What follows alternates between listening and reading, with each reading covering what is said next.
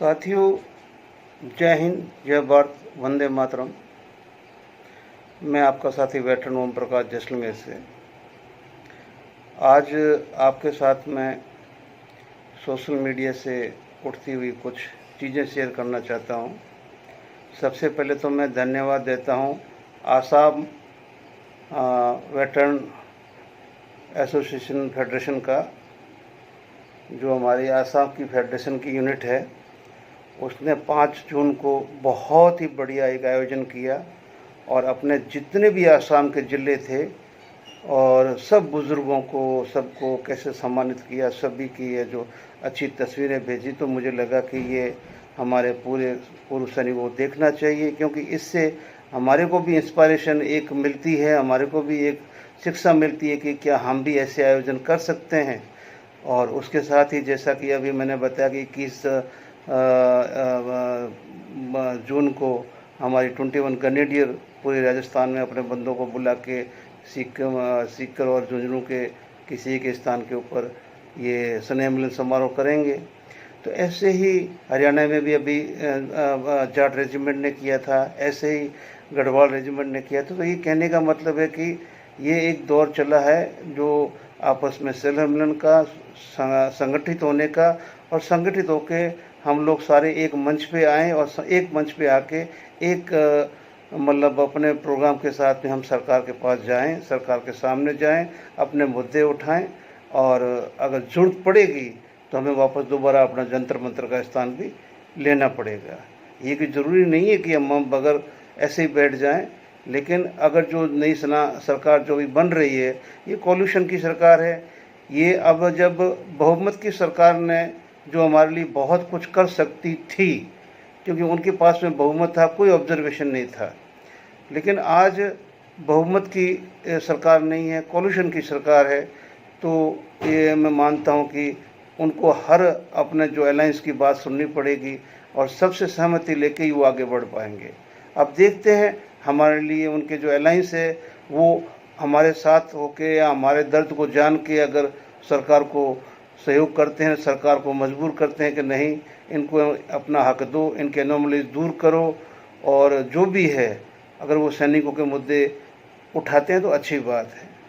दूसरी तरफ social media के ऊपर मुझे बहुत दुख हुआ कि हमारे ही एक बहुत ही बड़े अच्छे संघर्षशील व्यक्ति ने, मैं नाम क्या लूँ, आप सभी जानते हैं कि वो दिन में 2-3 वीडियो चढ़ाते हैं और सबको जगाते हैं। पिछले 1 साल, डेढ़ साल से तो बहुत ज़्यादा उन्होंने जगाया है, और इतना जगाया है कि मतलब सारे अभी वापस सो ही नहीं पा रहे हैं। अब वो स्टेटमेंट खुद दे रहे हैं कि हमने 140 सीटें हैं जो मतलब बीजेपी को हरवा दी, हमने 81 सीट तो बिल्कुल वॉश आउट ही कर दी, और ये मैं अकेला नहीं कर सकता था, आप सभी के सहयोग से हुआ, और वो पब्लिक को धन्यवाद दे रहे हैं। मुझे बहुत दुख हुआ कि भाई सरकार ने न तो हमारे को कभी संज्ञान में रखा, न हमारे को कभी गिनती किया, न उनको कभी हमारे तरफ से हार जीत का कोई डर रहा। आपकी तरफ से हार जीत का डर होता ना, तो सरकार चुनाव में जाने से पहले आपसे कुछ न कुछ दो पैसे का भी आपसे कुछ न कुछ वो करके जाती, जुगाड़ करके जाती, ऐसे नहीं जाती। तो ये खींच के ब्लेम अपने ऊपर मत लो, ठीक है ना। किसने हराया, कैसे हराया, किस तरह से हारी, किस तरह से बहुमत नहीं मिला, उसका हमें कुछ पता नहीं है। वो पार्टी जाने, उसका मंथन जाने, वो जाने, ठीक है ना। और ये मुद्दा कोई होगा तो किसी अलग वीडियो में हम डिस्कशन करेंगे। दूसरा, फिर वो एक वीडियो फिर हाथों हाथ ही चढ़ाते हैं कि भाई हमारा 3rd पे कमीशन अपना रिवीजन है, तो ये हमारा रिवीजन नहीं होगा ORP का, क्योंकि किसी यूट्यूबर ने ऐसा बताया है कि ORP के लिए सुप्रीम कोर्ट में याचिका दाखिल की जा रही है। तो भाई साहब, उसके बाद में मैंने पूरा रात दिन में मेरे लेवल से ढूंढा, मुझे वो वीडियो नहीं मिला। मैंने आपके वो चलते शो में अपना कमेंट भी किया था कि भाई मेरे पर्सनल नंबर पे या किसी में भी ये कहाँ का किसने बनाया है और कौन बंदा है, तो मुझे भी लिंक भेज देना। मुझे लिंक नहीं मिला। अभी भी मैं उम्मीद करता हूँ कि आप ये लिंक भेजें और जो आपने बताया कि व्हाट्सएप मतलब माफिया, तो ये भाई जब तक आप क्लियर नहीं करोगे कि व्हाट्सएप माफिया आखिर है कौन। व्हाट्सएप में पूर्व सैनिकों के 5 4 10 ये अपने ग्रुप है जो चलते हैं, सब में सब ग्रुपों के अंदर 8 ग्रुप है, तो के अंदर 8 के अंदर ही मैं हूँ, 8 के अंदर ही आप है, ये 8 के अंदर ही तकरीबन सारे वही लोग हैं, 10 में तो वही लोग हैं। तो वो माफिया भी समझ से बाहर की बात है भाई। उसके बाद में मतलब आप बोल रहे हो कि वो जो भी यूट्यूबर है जिनको आपको तकलीफ है, तो भाई ऐसा है ना कि आज सरकार में कोई पक्ष की है कोई विपक्ष की है, हम पेंशन आने के बाद में ऐसा नहीं है कि भाई हम सब एक ही मतलब थाली पे बैठने वाले हैं, इस जन्म में तो शायद नहीं है भाई, ठीक है ना। ऐसी कोई रिवाज भी नहीं है कि आने के बाद में आदमी अपना पक्ष और विपक्ष नहीं चुनता है। तो बहुत से लोग हैं जो कांग्रेस में लड़े हैं, साथ में चुनाव लड़े हैं, उन्होंने अपना जो भी है वोट दिए हैं, उनके साथ में पूरी मेहनत की है। ऐसी बीजेपी के साथ में भी की होगी। कई लोगों को हमने जो हमारे साथ में थे, हमने उनको बीजेपी की गाड़ियों में घूमते देखा है, उनको मीटिंगें करते देखा है। तो ऐसी बात थोड़ी है कि भाई लोग घर में बैठे हुए थे। सारे सैनिक कहीं न कहीं हर पार्टी से जुड़े हुए हैं। जो वोट देता है वो राजनीतिक है, जो वोट नहीं देता है तो हो सकता है कि वो किसी राजनीति को पसंद ना करता हो। लेकिन अब इसको अपने ऊपर ले लेना कि हमने हराया, एक तो हम ले रहे हैं कि हमने हराया, दूसरा हमारे एक भाई साहब ने पार्टी बना के और पूरे अपने सदस्य 143 44 150 के आसपास में जो उतारे थे, ठीक है ना, उनका भी तो इल्ज़ाम सरकार का है ना कि आपने भी तो हमारे वोट काटे हैं, क्योंकि एजेंडा तो आपके सरकार के अगेंस्ट में ही था ना हमारा, कि सरकार ने हमारे को अपना हक नहीं दिया, इसलिए हमें कैंडिडेट उतारने पड़े। तो ये सब खींच के हम अपना आने वाले आंदोलन को ही कमज़ोर कर रहे हैं। सरकार को पहले ही हम मैसेज दे रहे हैं कि आप अलर्ट हो जाओ, हमारे ऐसे ऐसे मुद्दे रहेंगे। तो क्या आप आंदोलन के पक्ष में और विपक्ष में, ये इसको समझ में नहीं आ रहा है कि सरकार को पहले से आप क्या मैसेज देना चाहते हैं सभी, ठीक है ना। सरकार बनने दीजिए, कैसी बनती है, कौन रक्षा मंत्री बनते हैं, कौन वित्त मंत्री बनते हैं, कौन गृह मंत्री बनते हैं, कैसे किस तरह से बनते हैं, किस तरह से सचिव चेंज होते हैं, सेक्रेटरी चेंज होते हैं, बहुतों के ऊपर डिपेंड होता है इस मामले के अंदर। और इसलिए मैं बोलता हूँ कि इस तरह का पहले से ही ये सारा मत, कम से कम 1 2 महीने इंतजार कर लो।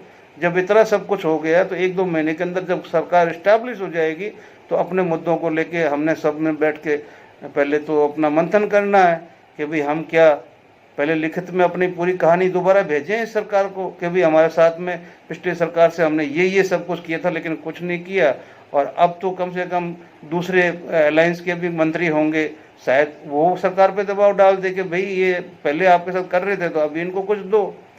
तो ये कहने का मतलब यही है कि मेरे को तो खुद ही लग रहा है कि हम सब मतलब बेचारे सैनिकों को, जैसे हम जो मैं भी हूँ, मैं अपनी बात कहता हूँ।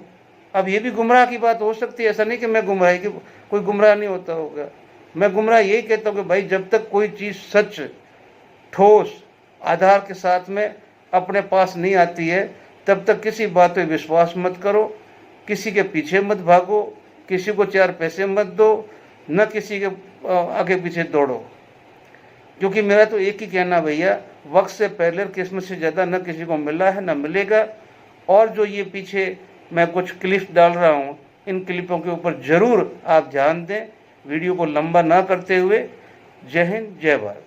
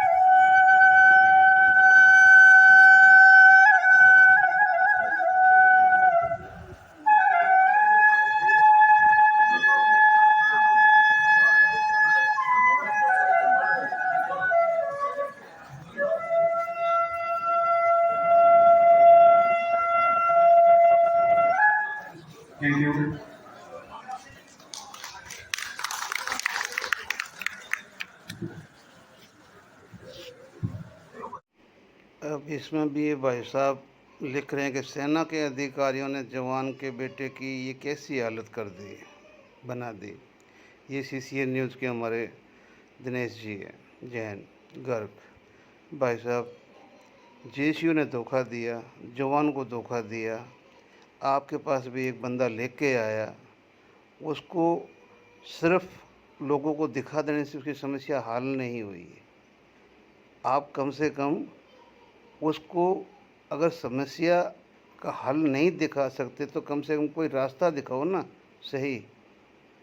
और नहीं तो फिर उनको कम से कम सही आदमी के पास भेजो कि भाई मुझे मिलिट्री मटेरियल की जानकारी नहीं है, आप फलाने यूट्यूबर के पास जाओ जो आर्मी के हैं और वो सेना के बारे में सब कुछ ध्यान रखते हैं और वो आपकी समस्या को हल भी करेंगे, आपको सही रास्ते पे भी लेके जाएंगे। ठीक है ना।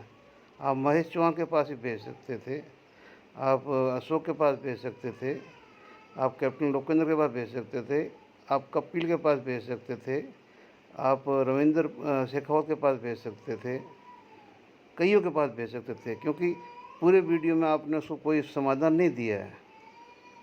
लेकिन आपने अपना वीडियो, अब इसके अंदर अधिकारी तो कहीं शामिल ही नहीं है। पैसा तो एक जेसीओ ने खाया, एक जेसीओ ने बुद्धू बना के 25,000 रुपये खा लिया।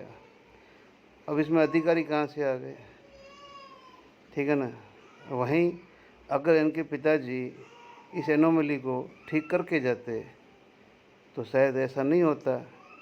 या जब पेंशन की सिर्फ एक आधार कार्ड में चेंज था तो आधार कार्ड में नाम और डेट ऑफ बर्थ तो चेंज होती है, तो जो इनके सर्विस डॉक्यूमेंट में थी वो चेंज हो जाती, उसको सबमिट कर देते, इनका पेंशन शुरू हो जाता। खैर, आपने अच्छा किया कि इसमें भी आपको अधिकारी नज़र दोषी आते हैं, तो अच्छी बात है। जय हिंद, जय भारत।